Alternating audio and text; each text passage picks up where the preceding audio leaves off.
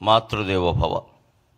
అమ్మ ప్రేమ కన్న కమ్మదనము లేదు, తెలుగు భాష కన్నా తేనెలేదు, దినసేవ కన్న తీర్థయాత్రయలేదు, దైవభక్తి కన్నా ధనము లేదు. మండలి వెంకటకృష్ణారావు గారి శత జయంతి అంటే ఒక గాంధేయవాదానికి జరుగుతున్న శత జయంతి, సహస్ర జయంతి, ఒక నిరాడంబర జీవనానికి జరుగుతున్నటువంటి సత్కారం. ఆదర్శాలని ఆరాధించడం కాకుండా ఆచరించినటువంటి సిద్ధాంతానికి జరుగుతున్న సత్కారం. ఒక వ్యక్తిత్వము క్రమ్మి వేసినది సాహో ఆంధ్రదేశమునే, ఒక వ్యక్తిత్వము క్రమ్మి వేసినది సాహో ఆంధ్రదేశమునే, ఒక సేవాధృతి పారద్రోలినది, ఒక సేవాధృతి పారద్రోలినదహో ఉప్పెన్లు తుఫానులన్, ఒక సేవాధృతి పారద్రోలినదహో ఉప్పెన్లు తుఫానులన్, ఒక భాషాకృతి వేషమయ్యే తెలుగై ఓంకారమై భువిన్, ఒక భాషాకృతి వేషమయ్యే తెలుగై ఓంకారమై భువిన్, ఒక కృష్ణాకృతి మండలిన్, ఒక కృష్ణాకృతి మండలిన్ శతజయంత్యుత్సాహమై దీపిలన్. భూమండలాన్ని వసుధ అంటారు తెలుగులో. వసుధ అంటే వసువుల్ని ధరించింది అని అర్థం. వసువులంటే బంగారం, వెండి, నవరత్నాలన్నీ వస్తాయి. ఈ వసుధలో చాలా ముఖ్యమైన అక్షరం ఇది. వా తీసేసినా సుధా ఉంటుంది, నష్టం లేదు. ధా తీసేసినా వసు ఉంటుంది, బంగారం అని అర్థం, నష్టం లేదు. కానీ వసుధలో ఏం తీయకూడదు అంటే సు అనేది తీయకూడదు. వసుధలో సు తీస్తే వధ మిగులుతుంది. అస్సు అంటే మంచి, ఆ మంచితనం మూర్తీభవించిన సు అనేటువంటి వర్ణము సువర్ణమే మండలి వెంకటకృష్ణారావు గారు. అవనిలో ఉండే మంచితనం అంతా గడ్డ కట్టి ఆయన అవనిగడ్డలో పుట్టాడు.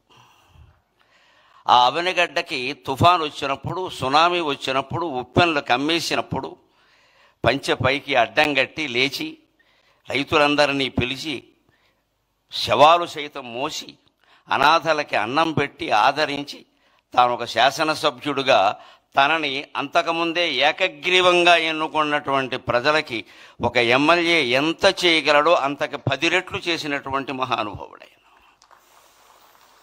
అటువంటి వాళ్ళు ఉన్నటువంటి సీమ, వాళ్ళ పేరు తలుచుకున్న చోట మళ్ళీ అటువంటి దుర్భిక్షం రాదు. ఇప్పుడు శత జయంతి వేడుకలు జరుపుకోవడంలో మన ఆశ ఏమిటి అంటే ఆ మహానుభావుని ఆశీస్సుల వల్ల మళ్ళీ ఆంధ్రప్రదేశ్ రాష్ట్రంలో ఎటువంటి దుర్భిక్షము రాకుండా సుభిక్షంగా వర్ధిల్లుతుంది, అందులో సందేహమే లేదు. అయినా సుభిక్షంగా వర్ధిల్లింపజేసేటువంటి అద్భుతమైన నాయకత్వం మనకి ఏడాది క్రితం లభించింది. మనం అదృష్టవంతులం.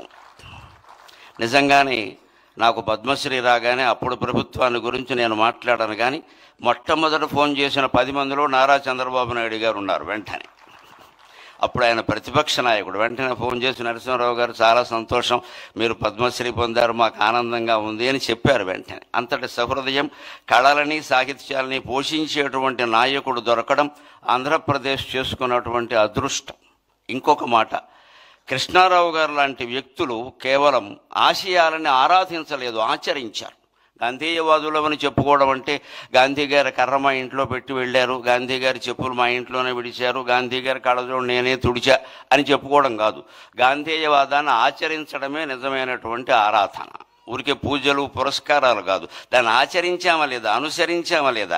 స్వాతంత్ర సమర యోధుడికి కేటాయించినటువంటి హౌసింగ్ బోర్డు వాళ్ళ ఇల్లు కూడా ఆయన తిరస్కరించి నాకు ప్రభుత్వం ఎమ్మెల్యేగా క్వార్టర్ ఇచ్చింది, అది చాలు అన్నాడు.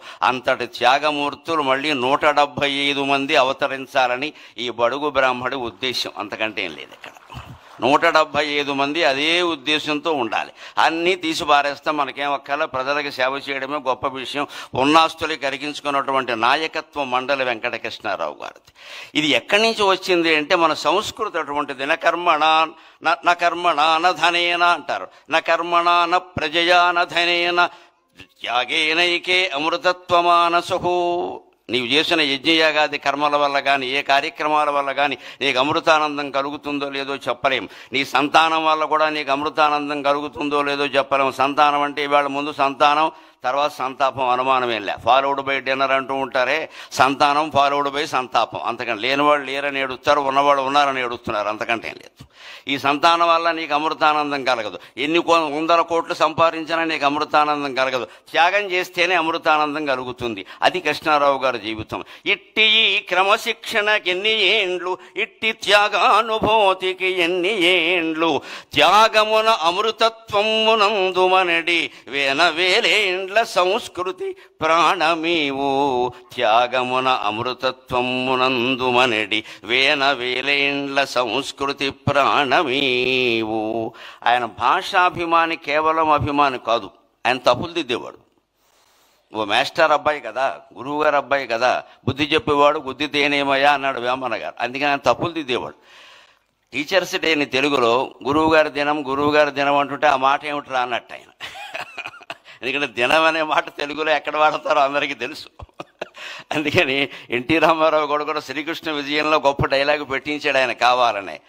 ఆ దినమునకు మీరు రావాలను అంటే వెనగానే రామారావు గారు కృష్ణుడి వేషంలో ఉండి తద్దినమునకే రాగలము అంటాడు. అంటే నీకు తద్దినం పెడతానని అర్థం. అది అందులో విలన వేషం వేసిన రాక్షసుడికి తద్దినం పెడతానని, తద్దినమునకే రాగలనని రాయవాయ, 2 అర్థాలు వస్తాయన్నాడు. భాషాభిమాని, భాషా పండితుడు కదా రామారావు గారు అంటే. అలాగే ఈయన కూడా అదే. కాబట్టి గురువుగారి దినం అంటే ఏమిటి? దీని గురు పూజా మహోత్సవం అని మొట్టమొదట మార్చిన వాడు మండల వెంకట కృష్ణారావు గారు. భాషలో అటువంటి దోషాలు సరిచేయాలి మనం. మదర్స్ డే, ఫాదర్స్ డే కానీ తల్లి దినం, తండ్రి దినం అనకూడదు.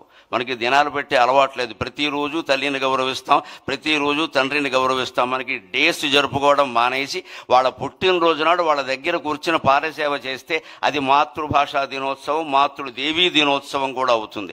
అటువంటి ఆదర్శాలన్నీ మనం స్వీకరిద్దాం. ఇవాళ మండల బుద్ధప్రసాద్ గారు కూడా తండ్రికి ముమ్మూర్తుల 100కి 100 పాళ్ళు ప్రతిరూపమైనటువంటి వ్యక్తి.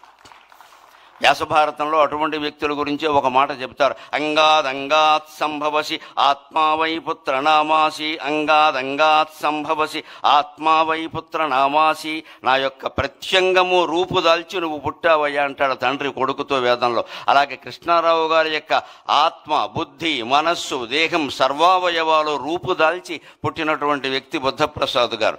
ఎప్పుడు మేము రాజకీయాలతో సంబంధం లేకుండా మేము 3-4 గ్రూపుకి చెందిన వాళ్ళం ఉన్నాం. నాకు వాట్సాప్లు లేవు కానీ మాట్లాడుకుంటాం ఫోన్లో.